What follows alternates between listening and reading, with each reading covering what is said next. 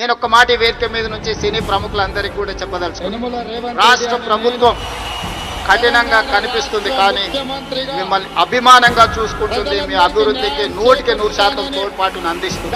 ప్రభుత్వం నడిపేటప్పుడు కొన్ని నిర్ణయాలు తీసుకున్నా అది మిమ్మల్ని ప్రోత్సహించడానికి, మిమ్మల్ని అభినందించడానికి, మీకు సముచితమైన స్థానం కల్పించడానికి ఈ రాష్ట్ర ప్రభుత్వం ప్రయత్నం చేస్తుంది.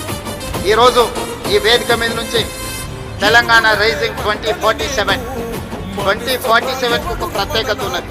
ఈ దేశానికి స్వతంత్రం వచ్చి 100 సంవత్సరాలు 2047లో మనం పూర్తి చేసుకోబోతున్నాం.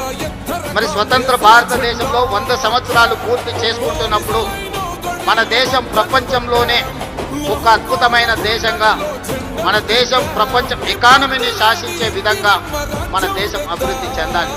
అది పరిశ్రమలు కావచ్చు, ముఖ్యంగా IT, pharma, defence and film industry కూడా ఈ దేశంలో ఒక గొప్ప పరిశ్రమగా రాణించాలనేదే మా ప్రభుత్వం యొక్క ఆలోచన, మా ప్రభుత్వం యొక్క ప్రణాళిక. ఈరోజు హాలీవుడ్ అంటే అమెరికాకి వెళ్తున్నాం, బాలీవుడ్ అంటే ముంబైకి వెళ్తున్నాం. నేను అడుగుతున్న మిత్రుల్ని, రాజమౌళి గారిని, ఈరోజు ప్రపంచమే గుర్తించే విధంగా అద్భుతమైన సినిమాలను తీయగలిగిన మీరు ఆ పరిశ్రమను ఎందుకు ఈ గడ్డ మీదకి తీసుకురారు అని నేను మిమ్మల్ని అడుగుతున్నాను. తెలంగాణ రైజింగ్ 2047 విజన్ డాక్యుమెంట్లో ఫిల్మ్ ఇండస్ట్రీకి ఒక చాప్టర్ ఇస్తాం. ఆ చాప్టర్ని రాయాల్సిన బాధ్యత సినీ ప్రముఖులకు, ఇక్కడ ఉన్న పెద్దలందరికీ ఉంది.